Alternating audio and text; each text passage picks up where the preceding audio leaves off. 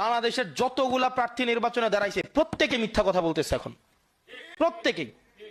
যতগুলা সংসদে যাবে ইনক্লুডিং আমি আমি সহ হচ্ছে এখন মিথ্যা কথা বলতে হবে, বাধ্য হইতে হবে আমাকে। আমি চাই না মিথ্যা কথা বলতে, আইনের কারণে।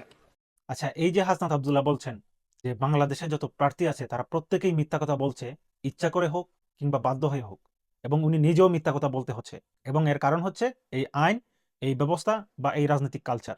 তাহলে এর সমাধান কি? এই সমাধানের প্রশ্নে আসে দুই ধরনের ভিন্ন মত। কেউ বলেন যেহেতু এই সিস্টেমের সমস্যা, তাহলে এই পুরো সিস্টেমকেই রিপ্লেস করতে হবে। আবার যারা সেকুলার ফ্রেমওয়ার্কের চশমা দিয়ে সবকিছু দেখেন, তারা হয়তো বলবেন এই ব্যবস্থায় সমস্যা, তাহলে এই ব্যবস্থাকে সংস্কার করতে হবে।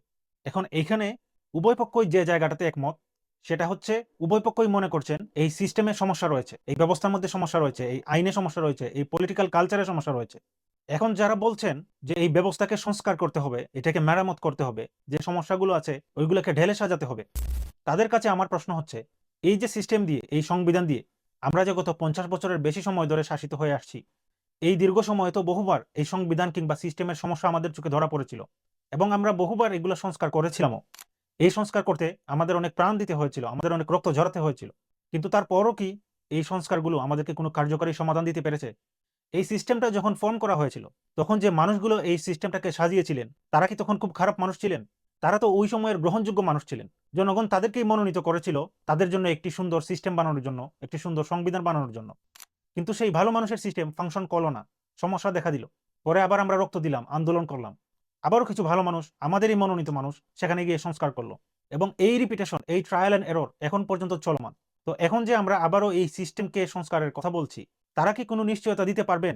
এখন যে আমরা ভালো মানুষদেরকে মনোনীত করে ক্ষমতায় নিলাম, যাদেরকে আমরা সংস্কারের দায়িত্ব দিলাম, তারা এই সংস্কারের মাধ্যমে আমাদের সমস্যাটা সমাধান করতে পারবে? যে সংস্কার করলে পরবর্তীতে এই সিস্টেমের মধ্যে কোনো ডিসক্রিমিনেশন আসবে না, কোনো বৈষম্য আসবে না, কোনো ক্ষমতার মিসইউজ আসবে না, এবং জনগণ তার হক এবং ইনসাফ ফিরে পাবে? বাস্তবতা হচ্ছে মানুষের বানানো নিয়ম কখনোই মানুষের উপর পুরোপুরি ফাংশন করবে না, কারণ মানুষ সৃষ্টিগতভাবেই লিমিটেড। আমি যেমন মানুষ, যে আমার জন্য বিধান তৈরি করছে, সেও একজন মানুষ। হয়তো তার পড়াশোনা একটু বেশি হতে পারে, আমার চেয়ে জানাশোনা একটু বেশি হতে পারে, কিন্তু ওই জানাশোনা আমার চেয়ে যত বেশি হোক, সেটি কখনোই আলটিমেট নয়। তার চিন্তা, তার দূরদর্শিতা, তার ভবিষ্যৎ জ্ঞান সবকিছুই সীমাবদ্ধ। মানুষ যখন কোনো আইন বানায়, সে কখনোই তার মানবীয় গুণাবলীর ঊর্ধ্বে উঠতে পারে না। তার নিজস্ব চিন্তা থাকে, নিজস্ব আদর্শ থাকে, সেই আদর্শের উপরে উঠে একদম এক্সক্লুসিভলি সকল মানুষকে ধারণ করে তাদের জন্য ভবিষ্যৎ পলিসি নির্ধারণ করা কখনোই মানুষের পক্ষে সম্ভব না। 1 সেকেন্ড পরে কি হবে, সেই বিষয়টাই পৃথিবীর কোনো মানুষ নিশ্চিত করে বলতে পারে না। তাহলে পুরো একটি জাতির জন্য ভবিষ্যৎ নীতি নির্ধারণ করা কিভাবে কিছু সংখ্যক মানুষের পক্ষে সম্ভব হতে পারে? তাই এটাই কি ভালো নয়, এটাই কি বেশি যুক্তিসঙ্গত নয়, যে ওই সকল মানুষকে যে সৃষ্টি করেছেন, যে সৃষ্টিকর্তা, যাদের সম্পর্কে তিনি সবচেয়ে ভালো ধারণা রাখেন, যাদেরকে পুঙ্খানুপুঙ্খভাবে চিনেন, যাদের অতীত ভবিষ্যৎ সবকিছু জানেন, যিনি সেই মানুষ সহ পৃথিবীর সমস্ত সৃষ্টিকে নিয়ন্ত্রণ করেন, তার কাছ থেকে সেই পলিসি আসা? আমরা কিন্তু মুসলিম সেকুলার যারা আছি সবাই বুঝতে পারছি এই সিস্টেমের সমস্যা রয়েছে। এখন যেহেতু এই সিস্টেমের সমস্যা আল্লাহ তাআলা আমাদের চোখে ধরিয়ে দিয়েছেন অনেক ত্যাগ তিতিক্ষা এবং আন্দোলনের পরে, তাহলে এখন আমাদের উচিত হবে সঠিক সমাধানটি বেছে নেয়। আবারও যদি আমরা একই ভুল করি, তাহলে হয়তো আল্লাহ আরো দীর্ঘমেয়াদে আরো বড় জালিম আমাদের গাড়ি চাপিয়ে দিতে পারেন।